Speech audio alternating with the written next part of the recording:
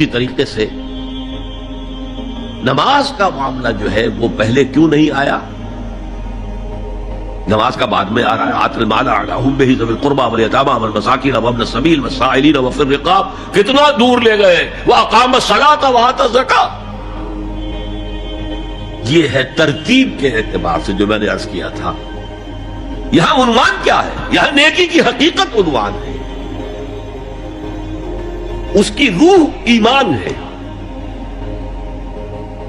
اور اس کا ظاہر اس میں سب سے پہلے انسانی ہمدردی، اور اس ہمدردی کی بنا پر وہ مال جو بہت محبوب ہے خرچ کرنا، درد دل کے واسطے پیدا کیا انسان کو، ورنہ طاعت کے لیے کچھ کم نہ تھے کروگیاں. اگر یہ نہیں ہے تو کچھ نہیں. حضور نے فرمایا من یحب الرفق فقد حرم الخیر کلہ. جو شخص دل کی نرمی سے محروم ہو گیا وہ کل کے کل خیر سے محروم ہو گیا. کسی کو دکھ میں دیکھو اور اس پوزیشن میں ہو کہ تم اس کا کوئی مداوع کر سکو اور نہ کرو، پھر تم چاہے مفسر ہو، محدث ہو، نیک نہیں ہو. تم عابد ہو سکتے ہو، زاہد ہو سکتے ہو، تم مفسر ہو سکتے ہو، محدث، نیک نہیں ہو سکتے.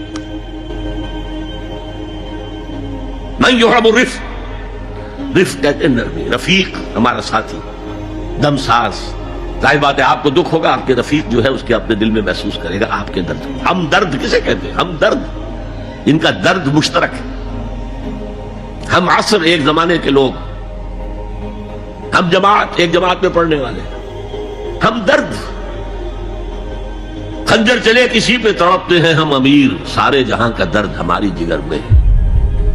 اگر یہ رفق نہیں ہے، اگر یہ ہمدردی نہیں ہے، اگر کسی کو دکھ میں دیکھ کر آپ تڑپ نہیں اٹھتے، اگر اس کی مدد کرنے پر قادر ہو اور نہیں کرتے تو کل خیر سے محروم ہے. پڑھے جاؤ نمازیں اور تہجدیں، کچھ حاصل نہیں. اس پر جو آخری آیت قرآن کی ہے، لن تنالوا البر حتى تنفقوا مما تحبون، اس سے زیادہ کیٹیگوریکل سٹیٹمنٹ اور کیا چاہیے؟ لن کے ساتھ جو نفی ہوتی ہے فعل مضارع میں، انتہائی مؤکد. ہرگز نہیں پہنچ سکتے نیکی کے مقام کو جب تک کہ خرچ نہ کرو ان میں سے جو چیزیں تمہیں پسند ہیں. قمیض پھٹ گئی ہے، بوسیدہ دے دو کسی کو، یہ نہیں ہے خیرات و صدقات، بلکہ جو تمہیں محبوب ہو. لن تنالوا البر، بر کے مقام تک نہیں پہنچ سکتے. پھر میں کہہ رہا ہوں عابد ہو سکتے ہو، زاہد ہو سکتے ہو، علم کا معاملہ ہے، محدث ہو سکتے ہو، مفسر ہو سکتے ہو، فقیہ ہو سکتے ہو، مفتی ہو سکتے ہو، سب کچھ ہو سکتے ہو. قرآن مجید کی روح سے نیک نہیں کہلا سکتے ہو. وَآتَى الْمَالَ عَلَى حُبِّهِ. اب اس میں جو ترتیب میں نے کہا تھا، الْأَقْرَبُ فَالْأَقْرَبُ، الْأَقْرَبُ فَالْأَقْرَبُ، سب سے پہلے ذوی القربیٰ. اور اس میں اکثر و بیشتر ہم سے کوتاہی ہوتی. دور دراز کے لوگوں کے ساتھ نیکی ہو رہی ہے. سگے بھائی کی بیوہ اور یتیم بچے جو ہیں وہ محروم ہیں. انہوں نے اس وقت یہ کر دیا تھا، یہ کر دیا تھا. ظاہر بات ہے کہ رشتہ داروں سے تو شکایتیں ہوتی ہیں. یہ تو ہمیشہ ہمارے مخالف رہے ہیں جی، ان کی ہم کیسے مدد کریں؟ اگر تو اللہ کے لیے دینا ہے تو پہلا حق ان کا. من احب للہ وابغض للہ واعطى للہ ومنع للہ. اللہ کے لیے دیا ہے اگر تو اپنے اس نفس کی جو انتقام کا جذبہ ہے اس کو کچلو، اور جس کا سب سے پہلا حق ہے اس کو پہنچاؤ. حق بحقدار رسید. ذوی القربى والیتامى، جو بے سہارا رہ گئے، باپ کا سایہ نہ رہا. والمساکین، مساکین کسے کہتے ہیں؟ مسکنت کہتے ہیں کم ہمتی. آپ کو معلوم ہے آج کل ایک مرض کہلاتا ہے نیورستھینیا. آدمی دیکھنے میں ہٹا کٹا ہے، صحت مند ہے، لیکن اندر سے اس کی کوئی ہمت ایسے جواب دے گئی ہے کچھ کر ہی نہیں سکتا. وہ ہے مسکین. اسی لیے جو فرمایا گیا یہودیوں کے لیے، ضربت علیہم الذلۃ والمسکنہ، ذلت کے معنی بھی کمزوری اور مسکنت کم ہمت ہی، ہمت ختم ہو گئی. تو جو اپنے پاؤں پر نہیں کھڑا رہ سکتا اس وجہ سے کہ اس میں وہ ہمت کم ہو گئی، وہ بھی مستحق ہے. وابن السبیل، اور مسافر. پرانے زمانے میں آپ کو معلوم ہے نہ سرائے تھی، نہ کچھ اور تھا، نہ ہوٹل تھے. پھر اگر کہیں راستے میں چوری ہو گئی، ڈاکہ پڑ گیا، تو آدمی جو ہے گھر میں خود ہے، کفیل ہے، اچھا ہے، اس وقت کی حالت ایسی ہو گئی۔ ہمارے ہاں بیگرز نے اسی کو ایک بہت بڑا بہانہ بنایا ہوا، جی میں آیا تھا وہاں سے اور یہاں سے اور میری جیب کٹ گئی، سب کچھ چلا گیا، اب مجھے واپس جانے کے لیے کرایہ چاہیے۔ اکثر و بیشتر جھوٹے کیسز ہوتے ہیں۔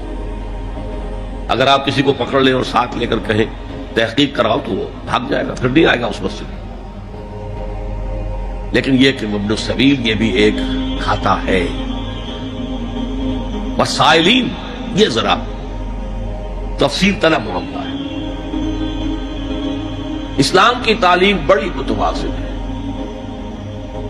ایک طرف سوال کی مذمت ہے، مت اپنا دستے سوال دراز کرو کسی کے سامنے۔ جو شخص ہاتھ پھیلاتا ہے مانگنے کے لیے، وہ اپنی عزت نفس کو ہتھیلی پر رکھ کر آپ کے سامنے پیش کر رہا ہے، اور آپ ٹھوکر مار دیتے ہیں اس کی عزت نفس کو۔ مانگو اللہ سے، اللہ کسی کے دل میں ڈالے تمہاری ضرورت پوری کر سکتا ہے، بغیر اس کے کہ تم کسی کے سامنے دستے سوال دراز کرو۔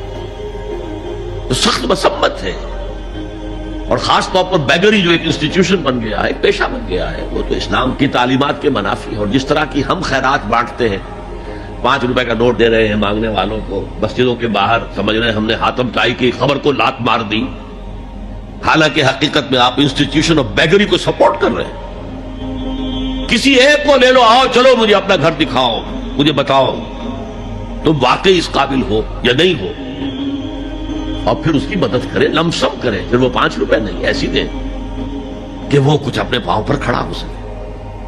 میں نے 1 روپیہ نہیں کہا، آج دیکھیں 1 روپیہ تو اب کوئی شے نہیں رہی، لیکن یہ کہ 5 روپے کا نوٹ بھی آپ نے تقسیم کرنے شروع کر دیے، یہ کیا ہے؟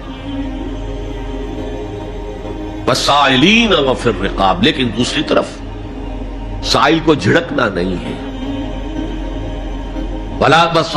اما سائل فلا تنہر، جھڑکو نہیں۔ اچھا بھائی نہیں، معاف کرو، میرے پاس اس وقت آپ کی مدد کے لیے کچھ نہیں، میں کچھ نہیں کر سکتا۔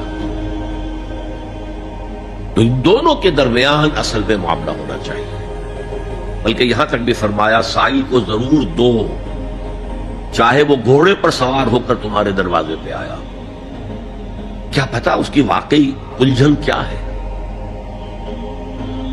تو سوال کی مذمت اور سائل کو جھڑکنے کی ممانعت، حتی الامکان خالی ہاتھ نہ لوٹاؤ، اس نے اپنی عزت نفس اپنی ہتھیلی پر رکھ کر تمہاری سامنے پیش کر دیا، اسے ٹھوکر نہ مارو۔ لیکن جیسا کہ میں نے عرض کیا، یہ انسٹیٹیوشن آف بیگری جو ہے یہ ایک علیحدہ شے ہے، بالکل اس کا اس سے کوئی تعلق نہ سمجھیے۔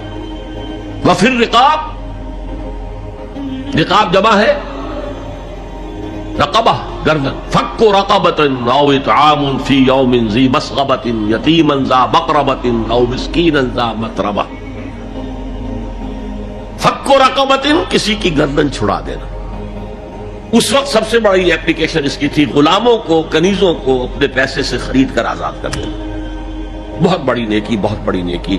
اور حضرت ابو بکر رضی اللہ تعالیٰ عنہ کے دفتر فضائل میں سب سے اونچا کام یہ ہے کہ جن غلاموں کو، جن کنیزوں کو ستایا جا رہا تھا، their owners, their masters، ان کے آقا کو حق حاصل تھا، جو چاہے کرے ان کے ساتھ، قتل کر دے، کوئی پوچھنے والا نہیں ہے۔ میں پہلے بھی عرض کر چکا ہوں، میری ملکیت ہے، جیسے میری بکری میری ملکیت ہے، میں نے اس کو ذبح کیا، گوشت کھا لیا، تم کون ہوتے ہو پوچھنے والے؟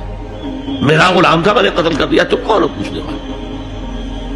ان کو حضرت ابو بکر نے خرید کر آزاد کیا اور منہ مانگے دام دیے۔ حضرت بلال کے لیے امیہ ابن خلف نے اتنی بڑی رقم مانگی، حضرت ابو بکر نے کہا ٹھیک ہے لو۔ باپ نے کہا بھی ابو قحافہ نے، ابو بکر کو کوئی غلام خریدنا ہی تھا تو کوئی طاقتور آدمی جو کام آ سکے کہیں، اس کو خریدنا چاہیے۔ مجھے کیا پتا ابو بکر کس لیے خرید رہا اور کس کے لیے خرید رہا۔ آج کے دور میں اس کی اپلیکیشن ہوگی، کوئی شخص جو ہے اگر قرض میں اس طرح جکڑا جائے کہ لاکھ ہاتھ پاؤں مارے نکل نہیں سکتا، اس کو کوئی لمپ سم مدد دے کر اس قابل کیا جائے کہ وہ پھر اپنے پاؤں پر کھڑا ہو جائے۔ یہ نہیں کہ اسے آپ ہر مہینے کچھ رقم دیتے رہے۔